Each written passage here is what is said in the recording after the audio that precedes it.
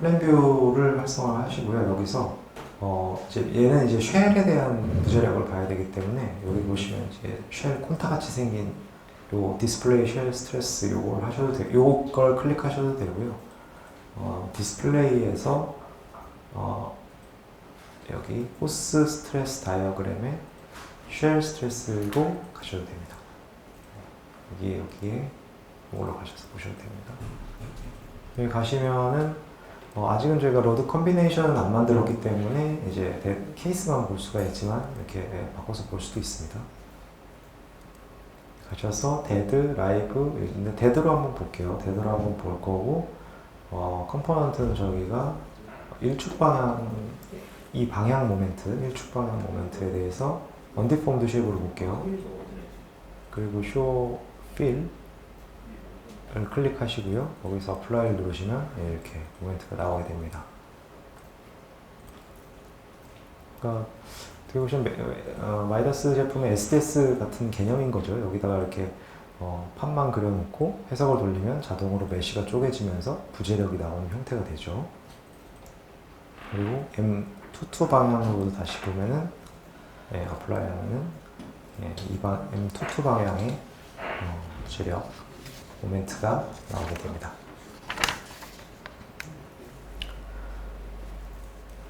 그리고 이 창 일단 닫아주시고 제가 요 컴포넌트에 대해서는 조금 추가로 설명을 드릴게요.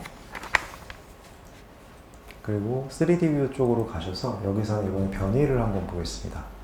변이를 볼 건데 변이는 위에 보시는 Show Deformed Shape 요걸 보셔도 되고요. 아까 말씀드렸듯이 디스플레이에 가셔서 디폼드 쉐이프를 보셔도 됩니다. 디폼드 쉐이프를 클릭하시고 이번에는 WX X 방향에 대한 거를 한번 보고 어플라이를 누르시면 X 방향으로 변이가 보입니다. 위에 보시면은 WX 스텝 1이라고 제가 스텝 1이라고 스텝이 생긴다고 말씀드렸죠. 여기 스텝 1이 나오고 아래쪽 이 화살표를 누르시면 스텝 2도 보입니다. 스텝 1, 스텝 2. 이 스텝 1과 스텝 2는 어떤 거냐면은 여기서 하중을 보는 방법이 있는데 여기서 디스플레이 버튼이 있습니다. 디스플레이 버튼에서 로드 어사인이 있어요. 로드 어사인인데 조인트 저희가 풍하중을 다이아프램 하중으로 넣기 때문에 조인트로 들어갔겠죠. 다이아프램의 중심에 조인트로 가시면 여기에 로드 패턴을 WX 이제 이렇게 두 개가 있어요. 아까 WX를 했을 때 두 개가 만들어진다고 했는데 이게 뭐냐면은 눌러보시면 이렇게 하중이 들어가 있습니다. 아까 저희가 어크로스 윈드를 체크를 했잖아요. 그래서 풍방향 풍하중과 풍직각 풍하중이 계산된 게 첫 번째 스텝입니다. 그리고 두 번째 스텝은 풍직각 풍하중이 마이너스 방향으로 작용할 때의 스텝입니다. 그러니까 하나만 지정을 하면 풍직각 풍하중이 플러스 마이너스가 조합된 자동으로 내부적으로 조합된 스텝을 계산한다고 생각을 하시면 돼요. 요거에 의한 변이를 아까 저희가 확인을 했던 겁니다. 또 하나 조금 헷갈린다기보다는 조금 이제 스터디가 따로 필요한 부분인데 아까 저희가 이탭스에서 모멘트를 볼 때 요 쉘로 가서 컴포넌트를 봤잖아요. 여기 보시면 F11, 22, 12 이런 것들이 사실 어떤 건지 조금 표현이 이제 다른 제품하고 다르다 보니까 여기 보시면 그거를 제가 그래서 요 따라하기에 정리를 좀 해놨는데요.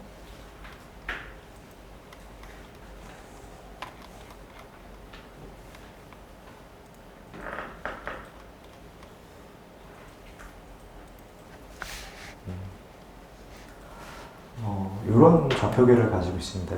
평면의 좌표계에 있어서 1축, 2축, 3축 제가 1축, 2축, 3축을 오늘은 설명 안 드린 것 같은데 1축, 2축, 3축에 대한 내용이고 거기에 해당하는 전달력이나 이제 방향의 힘이고요.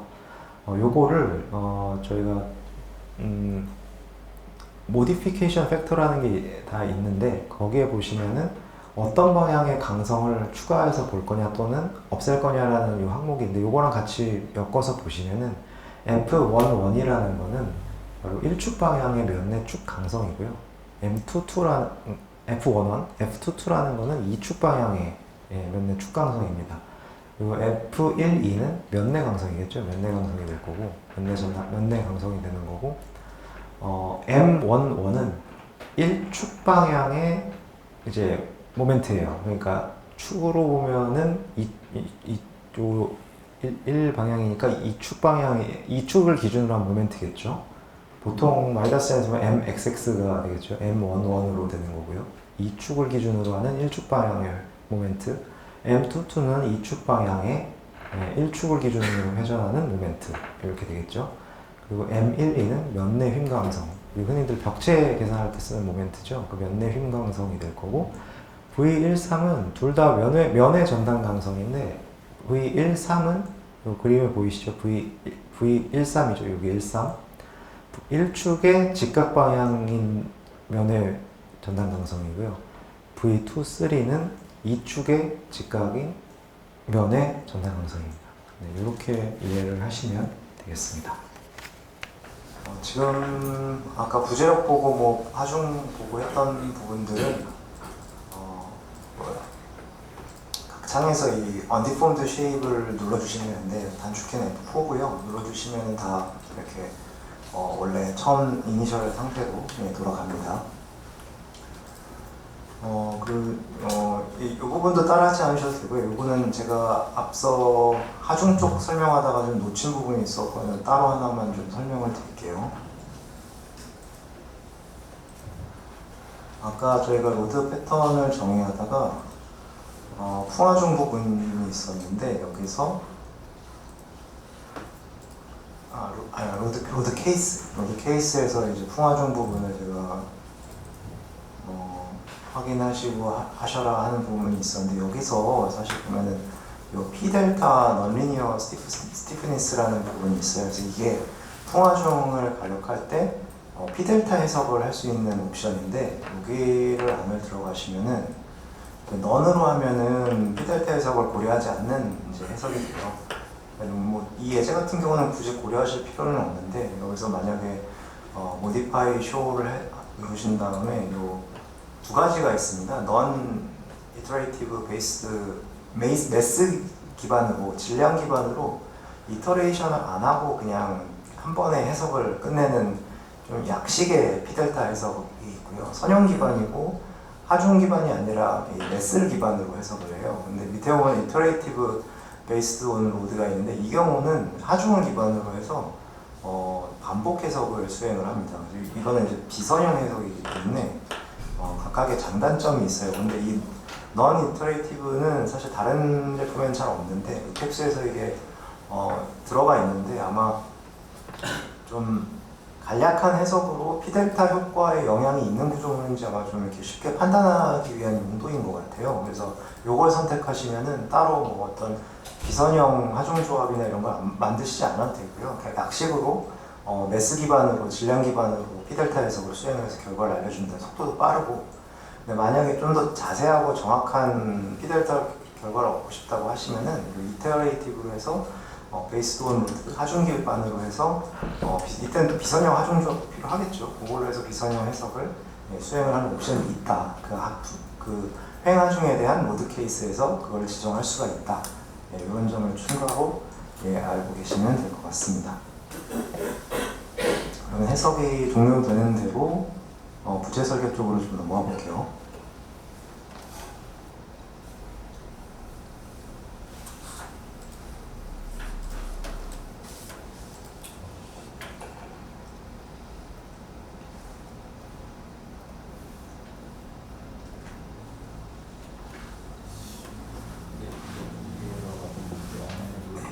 해석이 종료가 되면 바로 변형 상태가 나타나게 되죠.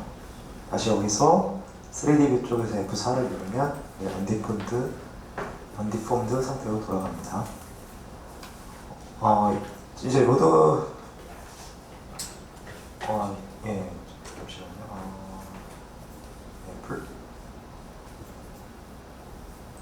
플랜뷰로 가셔가지고요.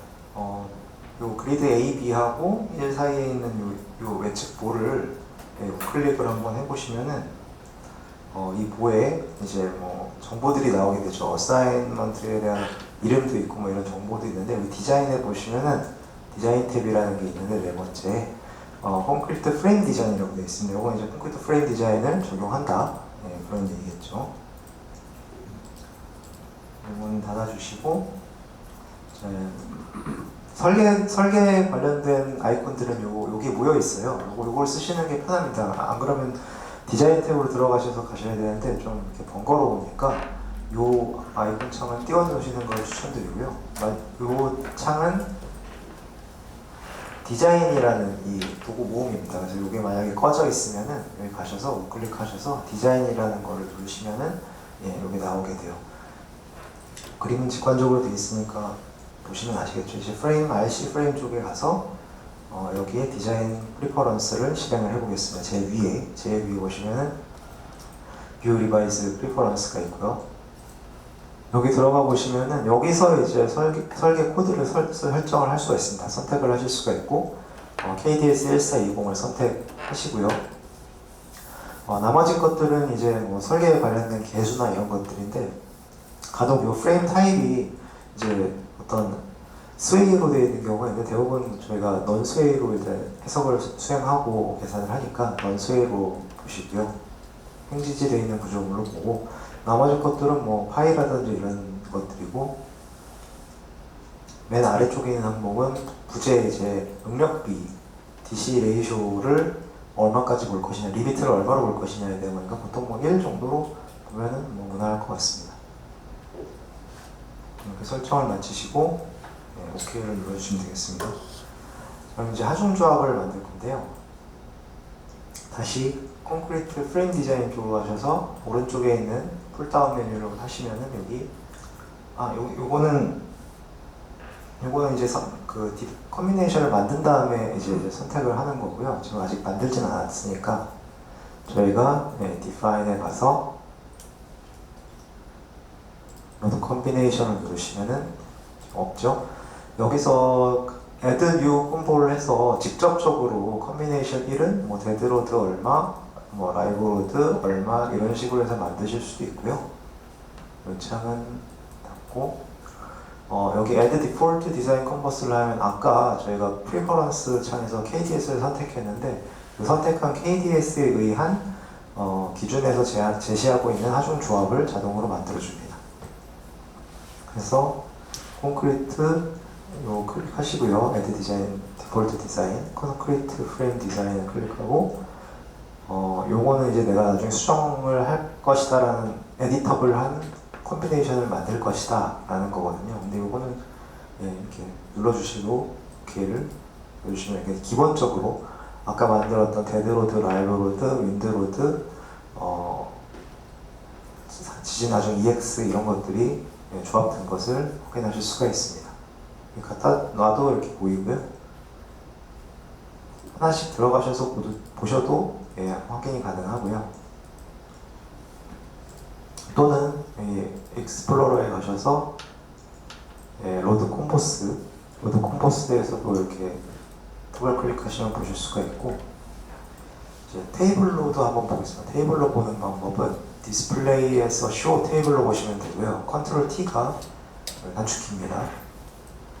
쇼 테이블로 가셔서 데피니션에 로드 케이스가 있고 여기에 케이스가 있고 컨비네이션이 있는데 컨비네이션을 클릭하셔서 OK를 누르시면은 이제 표로 한 번에 좀 쉽게 보실 수가 있습니다. 하중 조합 개수들을. 테이블로 보시는 거는 보는 것만 가능하고요.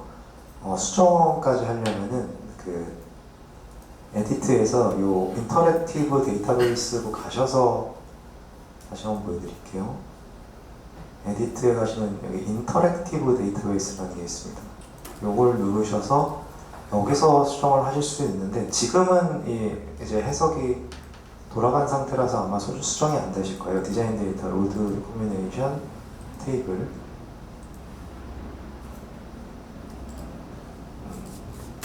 여기는 지금 이름만 있네요. 지금 해석이 돌아간 상태이기 때문에 수정은 안 되고 수정하시기 전이라고 한다면 이 이 메뉴에서 똑같은 창을 보실 수가 있는데 여기도 있고 저기도 있고 해서 헷갈리실 수 있는데 인터랙티브 데이터베이스는 직접 수정이 가능하다. 근데 디스플레이는 쇼 테이블은 보기만 가능하다. 이렇게 이해를 해주시면 됩니다. 그럼 여기서 하중 조합을 만들었으니까 아까 이 콘크리트 프레임 디자인에서 오른쪽 풀다운 메뉴를 누르시고 셀렉트 디자인 컨비네이션을 눌러주셔서 얘네들을 선택을 해주시면 됩니다. 이 과정이 생각보다 좀 놓치는 경우가 많이 있어요.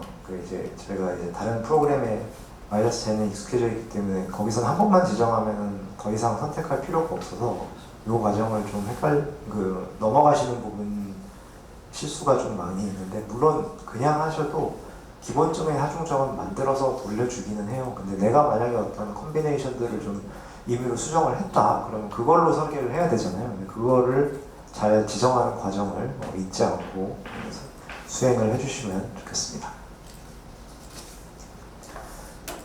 이렇게 된 상태에서 이 플랜뷰에 활성화를 하고, 여기서는 스타트 디자인 책을 눌러도 되지만 그냥 이 상태에서 여기 있는 아이콘이 그냥 해석을 진행하는 아이콘이에요. 그래서 바로 요거를 눌러주시면 바로 그냥 설계가 진행이 됩니다. 그럼 지금 이제 숫자들이 쫙 나왔죠.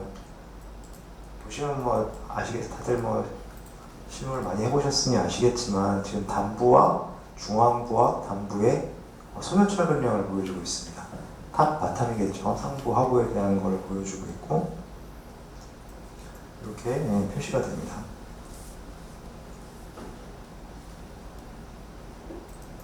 이제 여기서 보 하나 클릭해 보시면 우클릭 하시면은 아무거나 잡아서 우클릭 하시면은 각각의 로드 컨비네이션에 대한 소요 철근량들이 나오고요.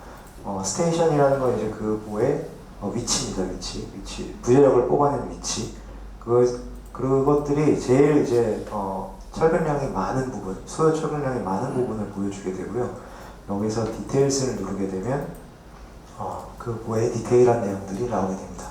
첫 번째 뜨는 창에서 나오는 내용은 서머리를 보여주는 거고요. 왼쪽 위에 보시면 탭이 있습니다. 탭이 4개가 있는데 첫 번째는 서머리, 두 번째는 휨에 대한 디자인이고 세 번째는 전단에 대한 디자인을 보여주는 거고요. 엔벨롭은 그 외 전체 하중 조합들에 대한 내용을 보여줍니다. 닫아주시고요. 이렇게 다이아그램으로 볼 수도 있습니다.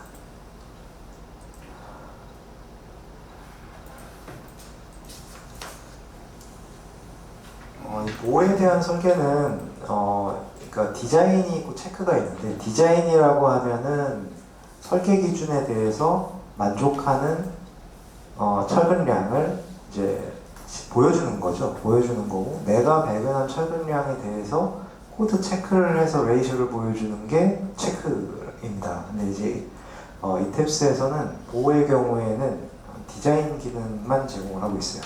그러니까 소요 철근량만 보여주고 있기 때문에 이것에 대해서 내가 철근을 배분하고 하는 것은 해서 디맨드 캐파시티 레이쇼는 볼 수 없다. 전단도 마찬가지예요. 전단도 이렇게 다시 클릭해서 디테일스를 보시면은 여기도 쉐어도 지금 발생 부재력이 이만큼이고 콘크리트의 전단 내력이 이만큼이니까 철근에 대한 보강 철근은 필요 없다. 그래서 이게 required이라고 합니다. required 바가 0이다. 이렇게만 얘기를 해주고요. 만약에 부재력이 이 콘크리트의 전단력보다 세다 그러면 철근이 필요하게 되잖아요. 그럼 그때 여기에 요구 철근량이 나옵니다. 이탭스에서의 보호 설계는 이렇게 되어 있고요. 만약에 실무적으로 어떤 설계나 이런 걸 하게 된다면은 베스트 같은 것도 연동해서 사용을 하실 수가 있고요. 이게 저도 이런 부분들에 대해서 좀 본사 문의도 해보고 해봤는데, 이런 부분들이 아무래도 그 해외 기술자들은 이런 소요 철근량을 가지고 배분을 하고 어떤 성과품을 만들고 도면을 만들고 하는 것들이 기술자들의 어떤 그런 능력이라고 판단을 하는 부분들이 좀 있는 것 같아요. 그래서 보호에 대한 설계는 일단 이탑스에서는 이 정도를 지원하고 있다. 다만 국내 그 실정에서 만약에 좀 부족하다고 느껴지신다면은 이제 저희가 이탭스2 베스트 같은 것도 지금 제공을 하고 있고요, 플러그인. 그리고 저희가 내부적으로도 이거를 지금 또 부재 설계를 포함해서 도면화하는 것까지 하는 제품을 만들고 있습니다. 이 플러그인을 만들고 있습니다. 예, 그걸 사용하셔도 되고, 이 API 수업 들으신 분들이 있는지는 모르겠어요. 많은 분들이 들으셨을 것 같은데, 저희가 제공하는 API에서는 이런 모든 정보들을 다 또 가져가서 읽을 수가 있기 때문에 이런 정보를 가져가서 자신만의 어떤 백은 프로그램을 API 활용해서 만드시는 것도 네, 방법일 수가 있겠습니다.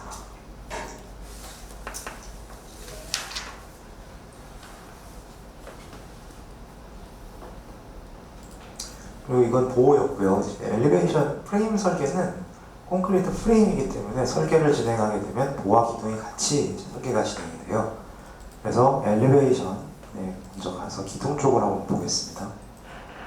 엘리베이션에 가서 1번 A면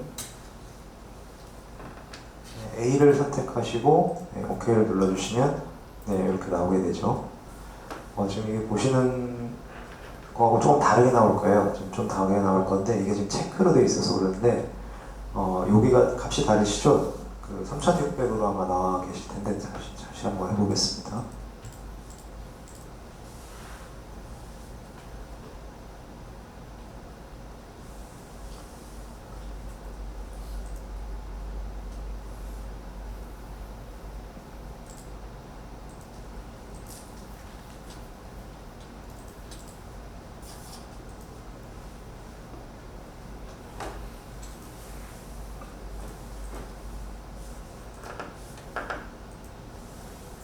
지금 제가 체크하고 디자인의 차이를 설명을 드려야 되는데 얘가 지금 체크로 되어 있어가지고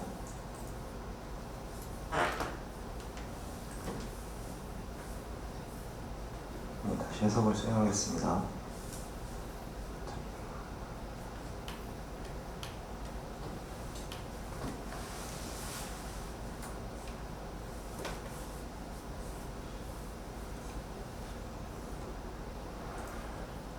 중조합이 설정되어 있는지 확인하시고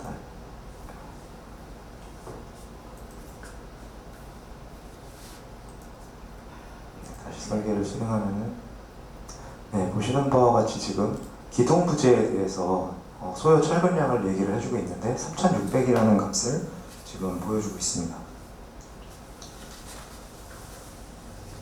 여기서도 마찬가지로 우클릭을 하시면은 이 롱기튜디널 리인포스먼트가 3600이라는 걸 확인을 하실 수가 있고요. 디테일을 보셔도 똑같이 소요 요구량 보시면은 리바이어리어라고 3600이 필요하다, 최소 필요한 양이다라고 지금 보여주고 있죠. 전단 같은 경우에 기둥도 전단 같은 경우에 마찬가지로 발생 부재력에 대해서 이제 콘크리트의 전단 저항력이 더 높기 때문에 추가적인 철근 전단 철근량은 필요 없다, 이런 식으로 지금 디자인을 해서 보여주고 있는 겁니다. 지금 3600은 지금 말씀드린 대로 지금 현재 상태에서 현재 하중 상태와 단면을 고려했을 때 요구되는 이제 주철근량인데 이거는 제가 디자인이라고 말씀드렸잖아요. 그럼 이제 내가 이 해당하는 철근만큼 이상의 배근을 하고 그걸로 이제 체크를 해보겠습니다. 이제 3600이라고 하면은 계산기가 될까요?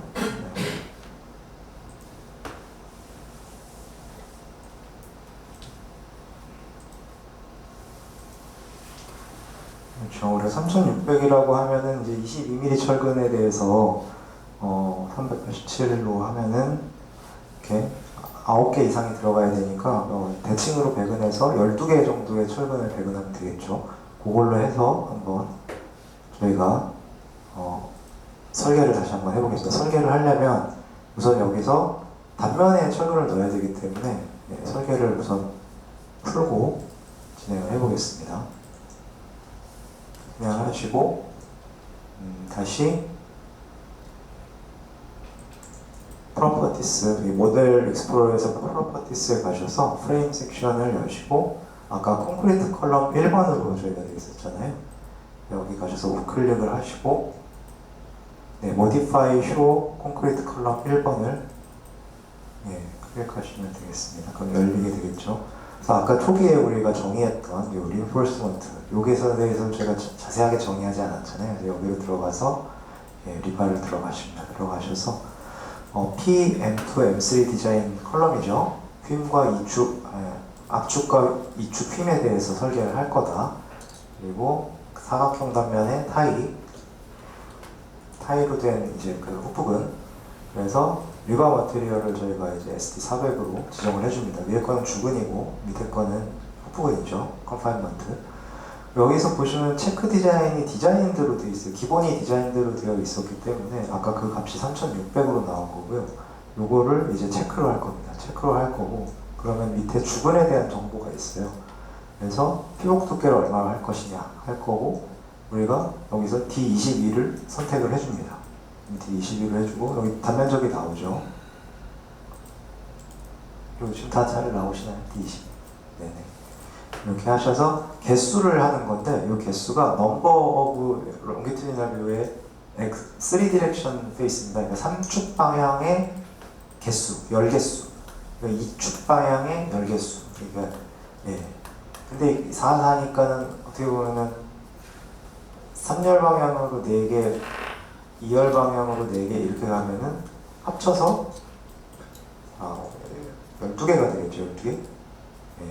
요건 제가 개수는 그림을 제가 다시 이따가 나오면 보여드릴게요. 4열입니다. 그리고 컨파인먼트 바는 푸어는 10mm로 해서 70일 나왔죠.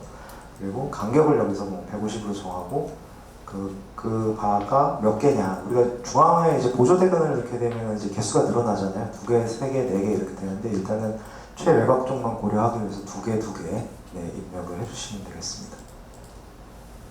이렇게 하고 OK를 누르게 되시면, 방금 입력한 그림이 이렇게 뜨는데요.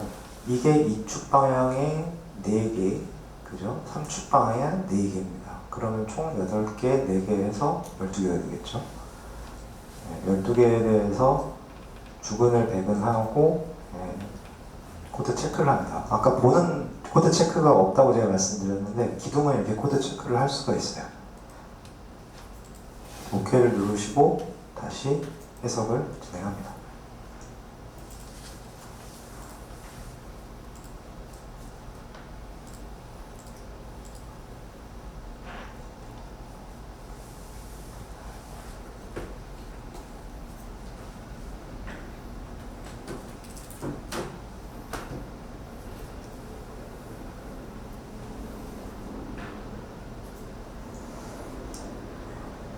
해석이 다 돌아갔죠. 변이가 나왔으니까 엘리베이션을 다시 클릭을 해주시고요. 제가 아까 했던 것처럼 모두 컴비네이션이 제대로 지정됐는지 확인하시고 OK를 누르십니다. 그리고 다시 디자인을 한번 해주시면, 아까는 여기가 3600이었는데 4645라고 하면서 괄호가 쳐졌어요. 저희가 아까 입력했던 값이 철근량이 저희가 387, 22mm 여기 곱하기 12개를 했으니까 4644죠. 소수점 계산해서 아마 이렇게 들어온 것 같은데, 4645라는 이 주근에 대해서, 주철근에 대해서 설계가 완료가 된 것을 보실 수가 있습니다. 이 아래쪽에 4A 1층에 한번 이 부재에 다시 클릭을 한번 해보겠습니다. 이번에는 똑같이 나오는데 조금 다른 게 있죠. 아까 보시면은 여기가 철근량이었는데 지금은 캐파시티 레이쇼가 나오고 있습니다. 이건 디맨드 캐파시티 레이쇼, 제가 아까 배근했던 22mm, 12대 22mm에 대한 디맨드 캐파시티 레이쇼죠. 그리고 스테이션을 다시 설명드리면 0부터 1.475m, 2.975m 이런 건데, 이게 아마 3.65m의 기둥 높이에서 아까 저희가 보뎁스가 700이었잖아요. 그걸 뺀 높이. 그래서 그 위치에서고 그거의 절반. 그 각각의 위치에서의 스테이션에서의 레이쇼를 지금 보여주고 있는 거고, 가장 레이쇼가 높은 쪽에서 이제 보여주게 아까 여기죠. 가장 레이쇼가 높은 쪽의 결과를 보여줍니다. 디테일을 한번 클릭해서 보시면, 이때는 이 철근의 배근된 형상이 우리가 입력한 그 철근 배치 그대로 나와요. 그대로 나오게 되고, 여기서도 마찬가지로 철근량 3600이 아니라 소요 철근량이 아니라 캐파시티 레이쇼로 나오게 됩니다. 0.22%라는 캐퍼시티 레이쇼가 나오게 되고요. 전단 같은 경우에는 그래도 여기서는 필요한 철근량을 얘기해 줍니다. 쉐어가 지금 이만큼이고 발생한 전단력이 거기에 현재 콘크리트에 대한 전단내력이 충분하기 때문에 스틸에 의한 분철근은 필요가 없다라고 결과가 나오게 됩니다. 닫아주시고요. 이 결과를 테이블로도 보실 수가 있어요. 그래서 여기 디스플레이에 가셔서 쇼 테이블, 단축키는 컨트롤 T입니다. 여기로 가셔서 뭐 그런 것들이 되어 있으면 다시 눌러주시면 이렇게 지워지고요.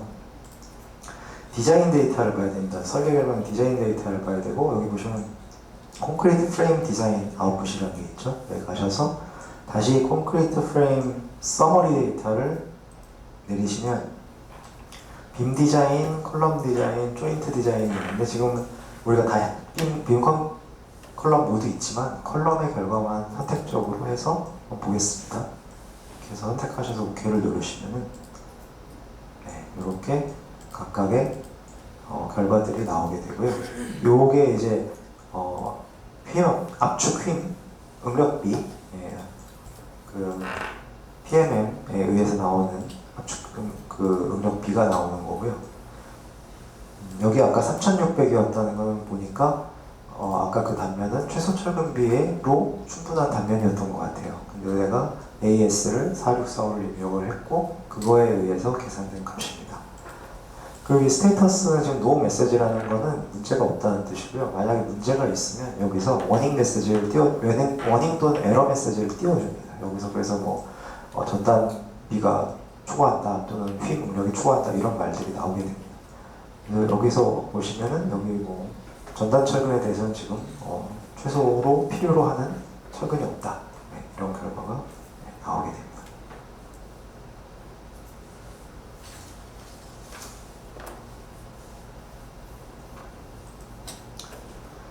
네, 그러면 일단 차이점은 조금 이해하셨죠? 그 같은 경우는 디자인에 대한 결과를 이렇게 뱉어서 보여준다. 그리고 기둥 같은 경우는 디자인도 되지만 주근에 대해서는 체크해서 레이저도 확인을 할 수가 있다. 이어서 전단벽 설계를 좀 해보겠습니다. 다시 이제 모든 창에다가 활성화시켜서 언디폼드 해보겠습니다. 이 언디폼드를 누르셔도 되고요. 창에서 F4 눌러서 언디폼드 상태로 넣어드리겠습니다. 그리고 엘리베이션 뷰를 다시 플랜으로 바꿔보겠습니다. 플랜 뷰 버튼을 누르시고요. 스토리 6번에 대해서 활성화를 해보겠습니다. 여기서 이제 전단벽을 할 거기 때문에 코어월만 선택을 좀 해볼게요. 코어월 선택하는 방법은 여러 가지가 있는데, 이 모델 익스플로러에서 코어월을 선택하는 방법도 있고 셀렉트에서 선택하는 방법도 있는데, 여기서는 셀렉트로 한번 해볼게요. 셀렉트로 가시면 여러 가지 방법이 있는데 오브젝트 타입이 있습니다. 오브젝트 타입으로 가셔서 여기 밑에 보시면 월이 있습니다. 월을 셀렉트 해보겠습니다. 월이 현재 셀렉트 된 상태가 됐죠.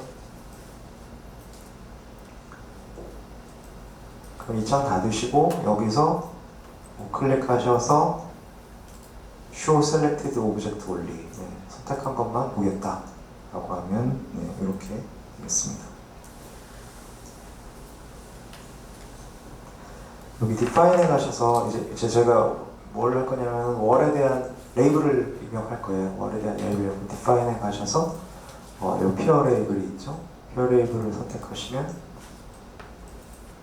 이게 제가 준비했던 거라서 이렇게 된 것 같은데 원래 P12만 있으실 거예요. 지금 P12만 있으실 거고 여기다가 이제 아무데나 놓으시고 이름을 3-4를 추가할 거예요. 그래서 P3에서 add 누르시고요. P4 다시 또 클릭하시고 P4 add 이렇게 해주십니다. 그리고 피어 레이블이 총 4개가 이제 준비가 된 겁니다.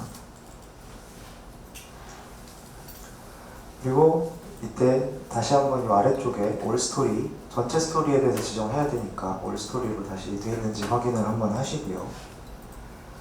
먼저 요 C에 대한 벽체를 클릭해 주시면 여기 6개의 쉘이 선택됐다고 나오죠.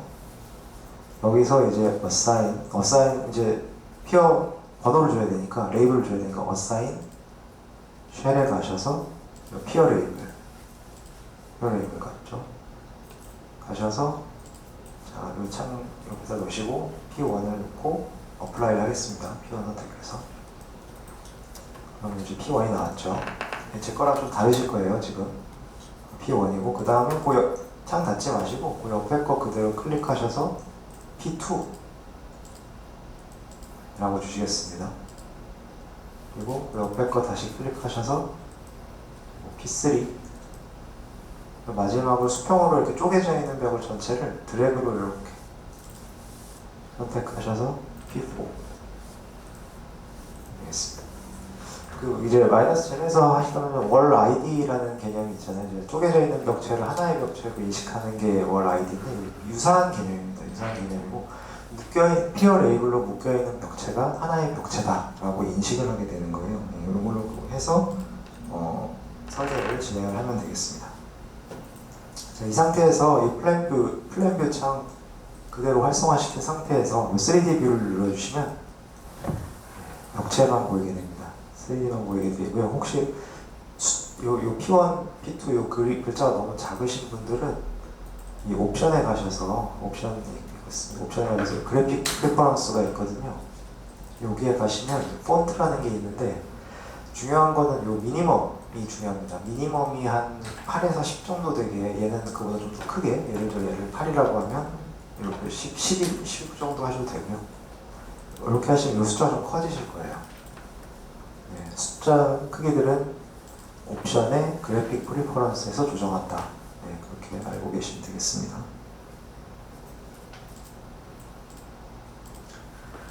그럼 이제 쉐어 월 디자인으로 갈 거고요.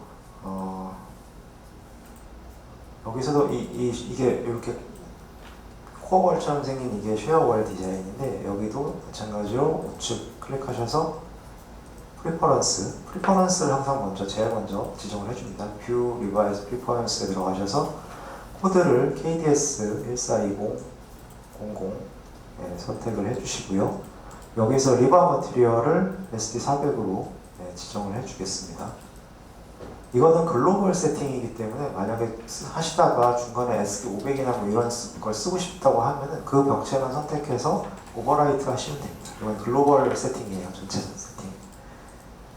SPS가 0, 임포턴스 팩터 1, 사실 이런 것들도 좀 바꿔주긴 해야 되는데, 지금은 저런 내진에 관련된 걸 볼 건 아니기 때문에 그냥 진행하셔도 무방하고요.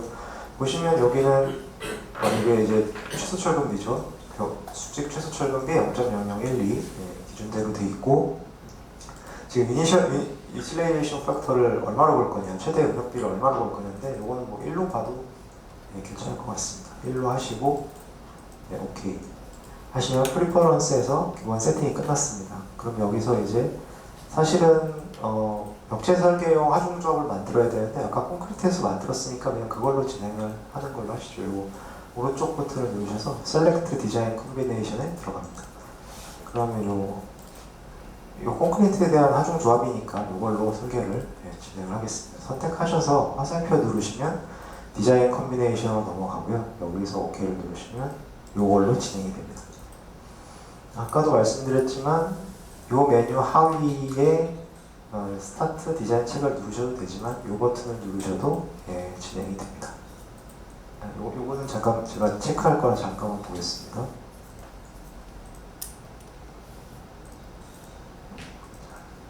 그럼 이대로 이 상태에서 그 설계를 진행하시면 되겠습니다.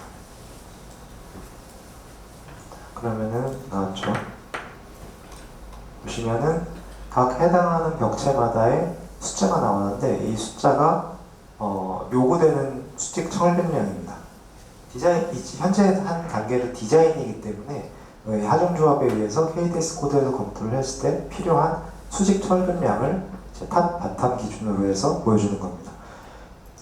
배탄해주는 결과도 아까 P1, 2, 3, 4로 우리가 지정을 했듯이 P1, 2, 3, 전체 4 이렇게 결과를 보여줍니다.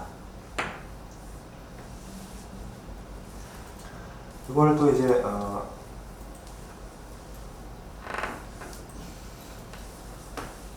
네, 테이블에서 결과로도 볼 수가 있고요. 이 테이블에 가시면 테이블 탭이 있거든요. 세 번째 탭.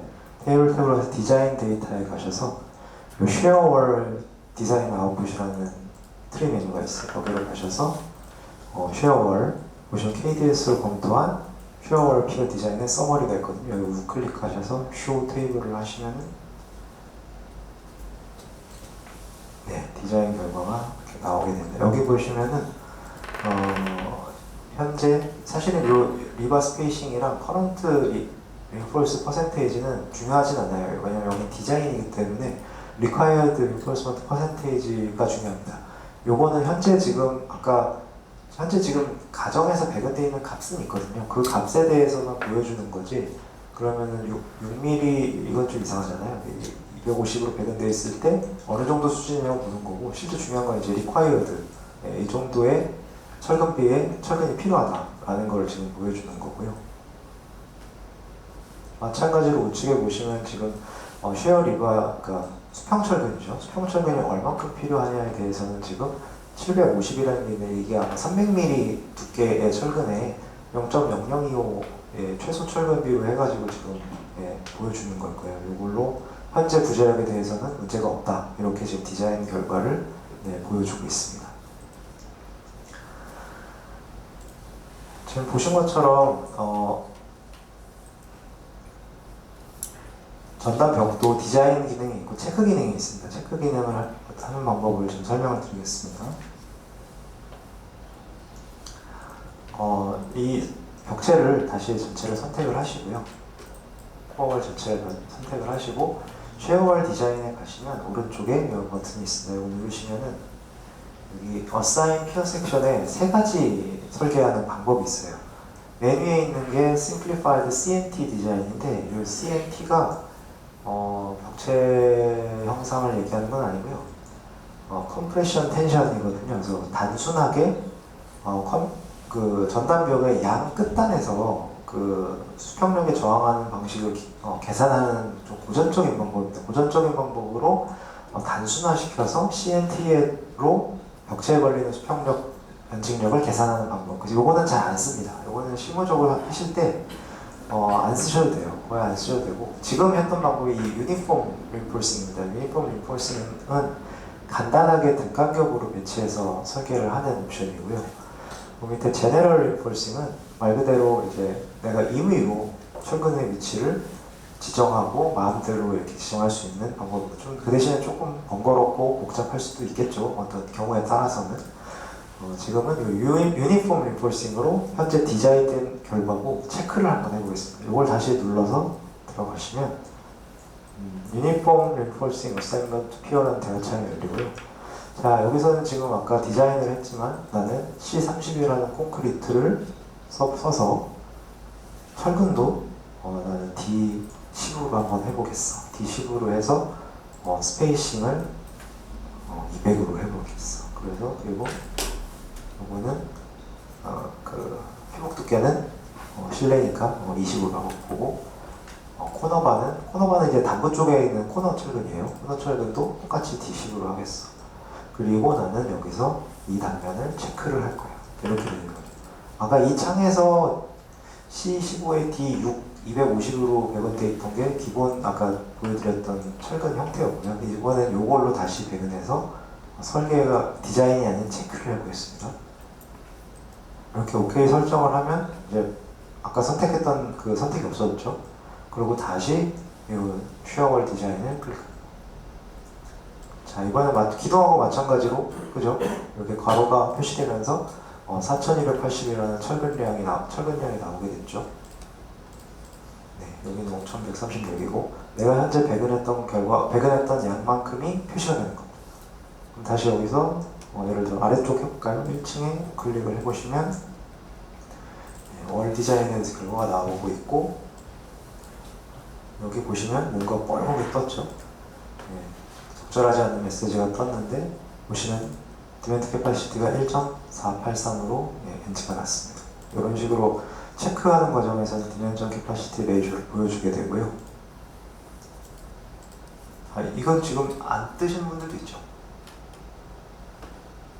다 엣지가 뜨나요? 안 뜨시는 분도 있죠.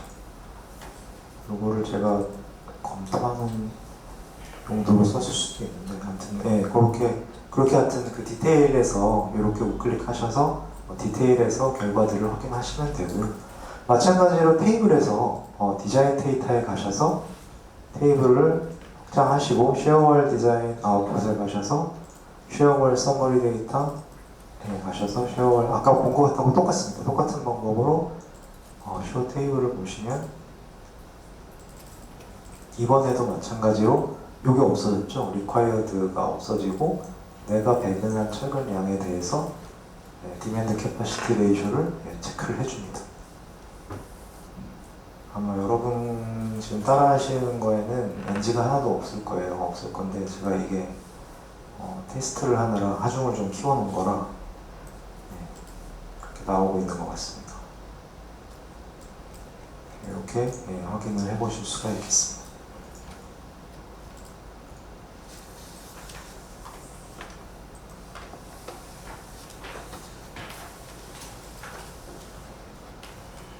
제너럴 인폴싱인데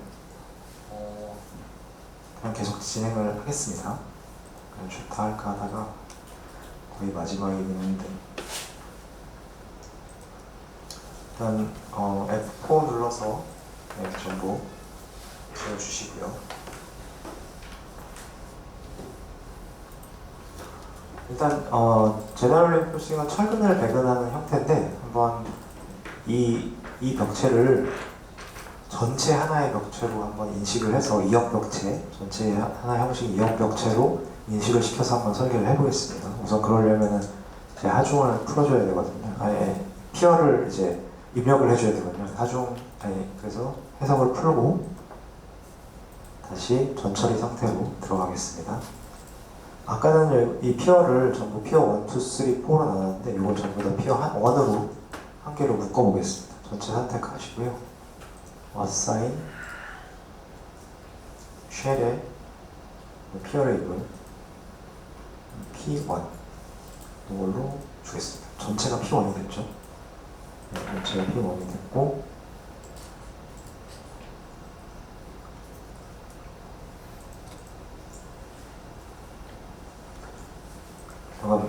모델에 가셔서 하중을 조금 한번 키워볼게요. 이 중에 하중이 되게 약해서 모든 부재가 지금 OK가 나오고 있을 거거든요. 그래서 로드 케이스에서 지진 하중 쪽에 있습니다. 여기 우클릭 로드 케이스, 로드의 로드 케이스 여러 가지가 복잡한데 로드의 로드 케이스에서 EX를 모디파이 하시면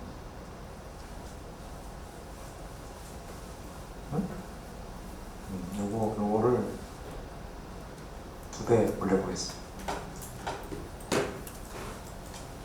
요 케이스를 2배를 올린 거예요. 스케일 팩터를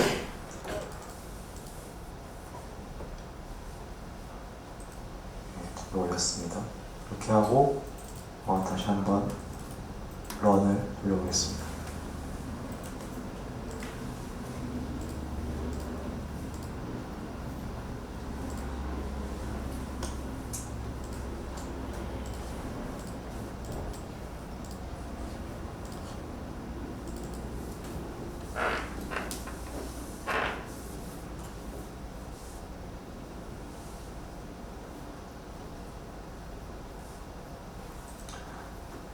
그리고 여기 다시 F4를 한번 눌러주시고요.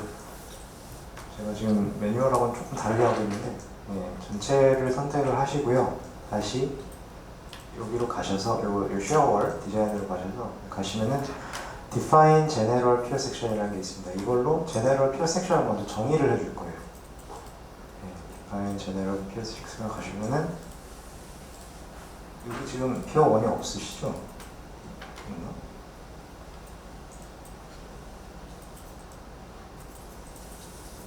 여기 보시면 add가 있는데 add 피어 섹션으로 가셔서 피어 1이라는 걸 한번 만들어 보겠습니다. 얘는 제네럴 피어로 설계할 섹션을 만드는 거예요. 피어 1에다가 베이스 머티리얼을 C30으로 해주시고 애드를 하셔도 되지만 지금 이그지스팅 존재하고 있는 월피어로 저희가 만들어 볼 거예요. 스타트 이걸 클릭하시고 아까 P1으로 저희가 한 번에 묶었죠. 이 P1에 6번 스토리에 있는 단면을 창조해서 만들겠다. 이렇게 되셨죠. 그 다음에 섹션 디자이너로 갑니다. 섹션 디자이너로 가셔서 누르시면 이렇게 창이 떠요. 이거를 뭐 아까 했던 P1으로도 할 수 있어요. 그 P1 하면 이렇게 나왔을 것이고 P4로 했으면 밑에 것만 나왔겠죠. 네, 이렇게 전체 이제 나왔습니다. 이거에 대해서 철근을 이제 입력을 할 거예요.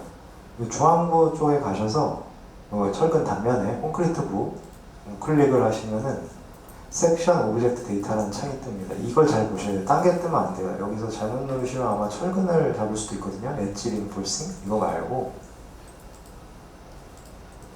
가운데 콘크리트 있는 데를 잘 클릭을 하셔서 계속 엣지만 나오네요. 네, 섹션 오브젝트 데이터가 떴죠. 이 섹션에 대해서 머티리얼을 나는 C30으로 하겠다. 그리고 리바도 ST400으로 하겠다. 여기까지는 콘크리트 단면과 주근에 대한 이제 세팅이에요. 그 밑에 보시면 타이머라는 게 있죠. 이제 이게 수평근인데 유저 스페시파이드라고 되어 있는데 옆에 보시면 화살표가 있어요. 이걸 밑으로 내리면은 이 리바를 선택할 수가 있게 됩니다. 요거를 지금 이번엔 D10으로 한번 해볼게요. D10으로 해서 이렇게 이제 기본 세팅이 된 거죠. 그 다음에 이름을 먼저 CW 코어월이라고 한번 잡아볼게요. 이렇게 해서 하시면 입력이 될 거예요. 그 단면에 대한 기본 전체 정의를 하는 겁니다. 이름은 CW고 재질은 뭐고 주근 재질은 뭐고 수평근은 뭘로 하겠다. 이렇게 나오는 거고요. 자, 여기까지 되셨으면 이제 그 철근을 좀 이제 정의를 할 거예요. 철근은 두 가지가 있습니다. 요 엣지 리바가 있고요. 엣지 리바는 요 코너 리바, 구석에 보강된 코너 리바를 제외하면 다 엣지 리바입니다. 그러니까 그냥 그 바깥쪽에 있는 철근이다 이렇게 이해하시면 돼요. 엣지 리바가 있고 요거를 하나 클릭해 보시면 빨간색 점 그러면 클릭하시면 이름이 엣지 린폴싱이라고 떴죠. 여기 밑에 보시면 피복 두께가 20, 바 사이즈 D10, 그리고 맥스 바 스페이싱 아까 아까 유니폼 디자인에서 200을 지정했죠. 근데 뭐 한번 250으로 좀 늘려볼게요. 누르고 엔터를 누르시면 밑에 넘버 바가 수량이 자동으로 계산돼요. 자동으로 계산돼서 입력이 되고 이때 그냥 닫지 마시고 apply to all edges 모든 엣지에 다 동일하게 적용하겠다. 엣지마다 바꿀 수는 있거든요. 다르게. 근데 지금은 이렇게 다 일괄 같은 배분으로 한번 해보겠습니다. 엣지마다 다르게 하실 수 있어요. 걔를 누르고 이번에는 코너는 이제 요 오른쪽 맨 위에 보시면은 여기로 클릭하면 이번에는 코너 포인트라고 써있죠. 코너 포인트 린폴싱. 제대로 하실 때는 제목을 잘 보셔야 됩니다. 이때는 10mm, 뭐 보강근을 더 세게 할 수도 있지만 일단 D10mm로 하고 여기도 마찬가지로 apply to all corners. 이걸 하는 이유는 좀 입력을 단순화하기 위해서 좀 그렇게 하고 있습니다. 그냥 입력이 다 된 거예요. 실제 프로젝트에서는 뭐 철근을 좀 바꿔가면서 하실 수도 있는데 일단은 동일하게 이런 식으로 입력한다라는 걸 말씀드린 거고요. 만약에 뭐 단부에 경계 요소가 있다든지 하면은 직접 좀 그려놓거나 해야 되는데 그런 부분들은 이제 실무에서 필요에 따라서 입력을 하시면 되겠습니다. 이렇게 OK를 누르시면 요거에 대해서 세팅이 된 거죠. 이렇게 세팅을 해서 OK 하면은 저는 이게 지금 안에 내부적으로 이름이 하나가 있어서 OK 에러가 난 거고요. 아마 만들어지셨을 거예요. 이렇게 해서 됐습니다.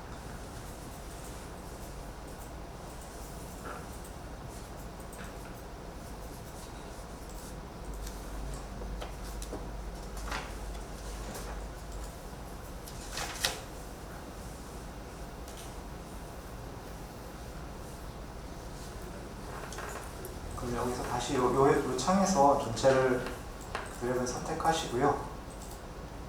여기서 아까 assign peer 섹션이 있었고 제네럴 린폴싱이 있었잖아요. 요거를 누르시고 아까까지는 제네럴 단면을 정의한 거고 이제 어떤 벽체를 이 정의한 제네럴 피어 섹션을 부여할 것이냐입니다. 그래서 assign general reinforcing 피어 섹션이죠. 이때 크게 의미는 없지만 탑 바텀을 이렇게 지정을 하게 되어 있더라고요. 이걸 피어 1으로 지정을 하시고, 여기서 마찬가지로 방금 그 섹션 디자이너를 실행 안 하고 디자인만 해도 그냥 디자인은 됩니다. 필요한 철근량은 뽑아낼 수가 있고, 현재 상태에서는 체크를 할 거니까 체크를 클릭하시고 OK를 눌러주시면 됩니다.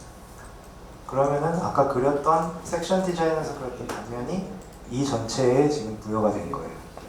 이 상태에서 디자인을 수행을 해보겠습니다.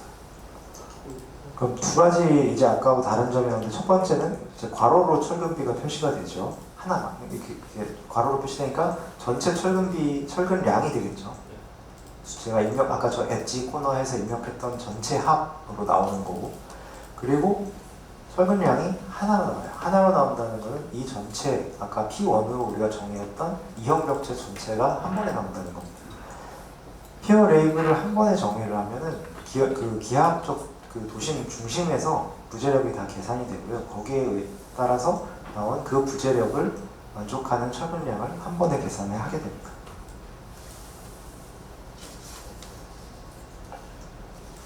여기서도 그 위치에서 클릭을 하시면 마찬가지로 결과가 나오고요.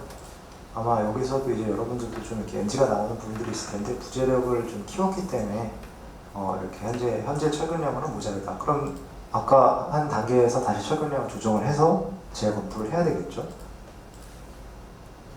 전단력도 이렇게 필요한 전단 철근에 대해서 이렇게 나옵니다. 마찬가지로 테이블에서 보실 수 있고요. 테이블에 가셔서 디자인 데이터에 가시고 Share All 디자인 아웃풋을 계속 내리시면은, 여기서 Share All Here 디자인 서머리에서 우클릭해서 Show 테이블을 누르시면 여기서도 결과가 나오고, 얘는 체크를 했으니까 당연히 Required는 나오지 않겠죠. 이 내용은 나오지 않고, Demand Capacity Ratio는 압축 핀에 대한 PMM에 대한 레이쇼입니다. 레이쇼가 나오고,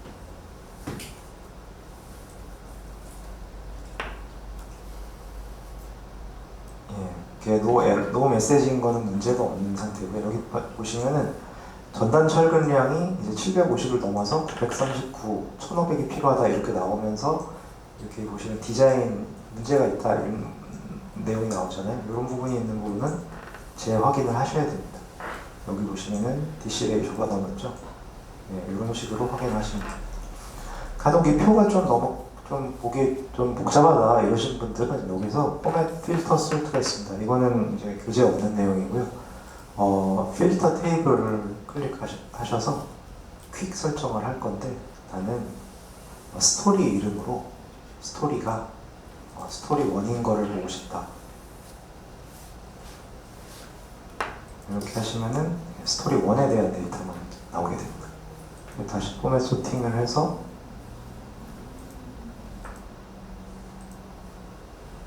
포맷에서 나는 피어 레이블, 스테이션 이런 건 필요 없고, 이것도 필요 없고, 이런 거 다 필요 없다. 나는 DC 레이쇼만 볼 거고, 이런 건 다 필요 없고, 전단 철근 볼 거고, 이런 거 안 보고, 이렇게 하면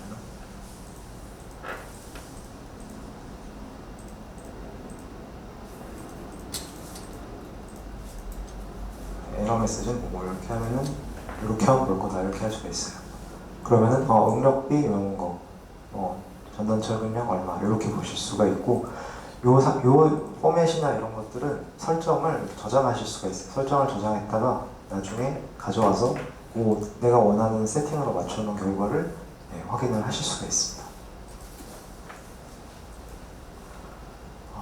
정리하면은 이팁스의 설계는 프레임 설계와 그 벽체 설계는 디자인 모드가 있고 체크가 있다. 이건 마이다스 젠도 똑같잖아요. 디자인이 있고 코드 책이 있고, 디자인은 필요한 철근량을 보여준다. 그리고 체크는 내가 배분한 철근량에 대해서 보여준다. 단 주철근은 배근한 철근에 대해서 코드 체크 레이쇼를 보여주지만 전단 철근은 소요량을, 요구량을 보여준다. 그런 차이가 있고요. 모 같은 경우는 소요 철근량만 볼 수가 있다. 참고로 제가 조금 내용을 안 보여드린 것 같은데 플랜 뷰로 한번 보시고 쇼 클릭하셔서 쇼 올 오브젝트를 하신 다음에 프레임 설계를 한 번만 간단하게 해보겠습니다. 프레임 설계했으면 지금 아까 이 소요 철근량이라고 제가 말씀을 드렸잖아요. 그럼 여기서 우클릭을 하셔서 요 디스플레이 디자인 인포메이션이라는 게 있습니다. 요거를 누르시면은 뭘 볼지를 선택을 할 수가 있어요. 지금은 주철근의 철근량인데 여기서 내가 전단 철근의 양을 보고 싶다. 그럼 이런 식으로 필요 전단 철근량 이렇게 나오게 되죠. 그리고 철근 B로 보고 싶다. 철근 B로 이렇게 볼 수가 있고요.